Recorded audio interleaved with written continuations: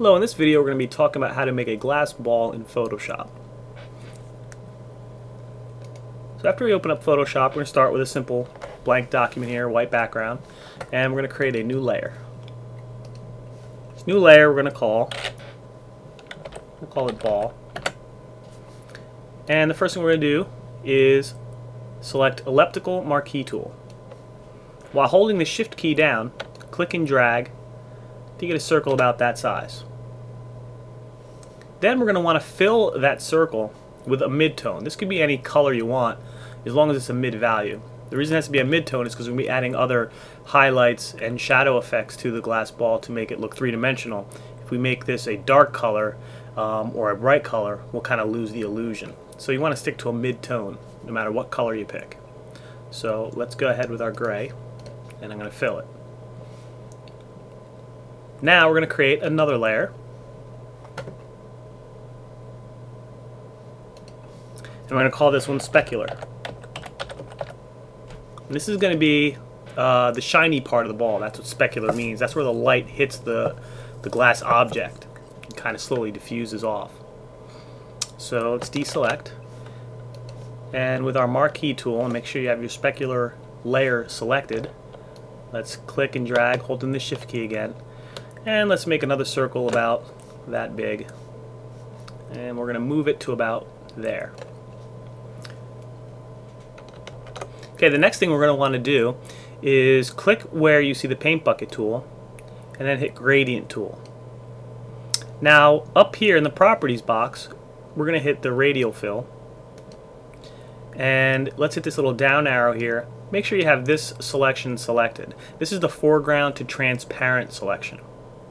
What that means is it's going to take our foreground color, and let's make that white, and it's going to bleed off into zero opacity, into full transparency. So all we're going to see is the white fade off into nothing. Once we have that set up, simply click and drag from the top and go a little past our marquee. And that gives us our specular. If you want it more intense, you could do it again a little bit, like midway through. That'll give you a little bit more shine if you want. Okay, so after that's done, let's give this new layer just a little bit of Gaussian blur. I'm going to go 0.5. That just gets rid of the sharpness so it doesn't look so computer generated.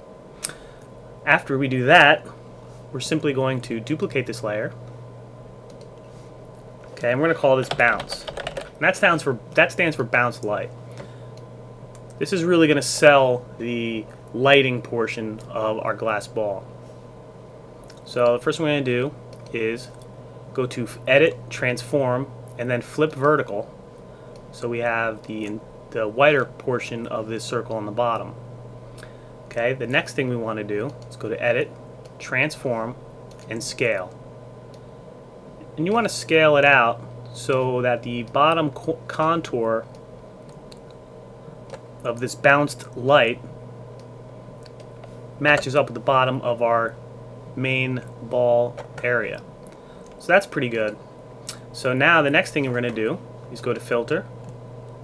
We're going to go to Blur again, Gaussian Blur, and this time we're going to make it pretty intense. We're going to go to like 4, let's go to like,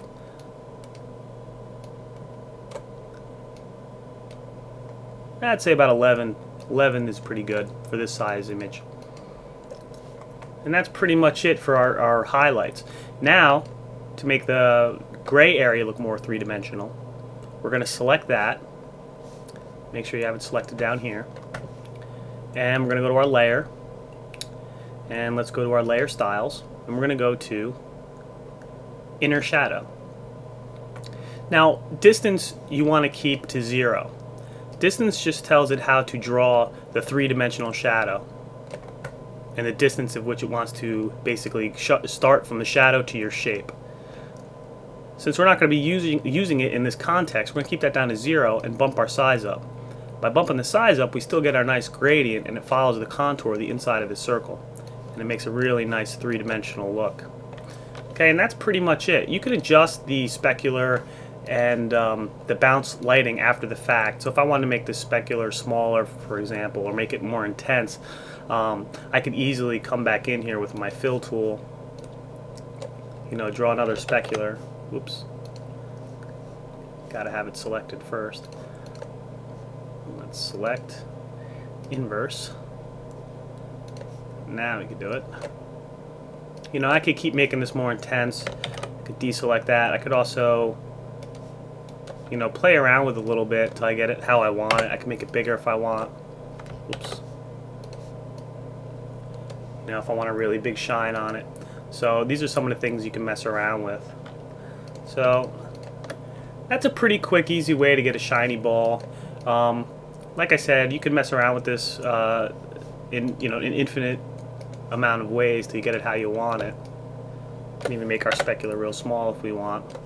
The smaller you make the specular, it indicates that it's even more shiny of an object. So keep that in mind. Like glass, for example, has a really small specular amount, but a plastic ball has a, you know, if it's got a little bit of a rough surface on it, has a wider specular, and that's true in, you know, real life. So it helps to actually look at real reflective objects and kind of, you know, see how they look in real life and then try to mimic that in Photoshop.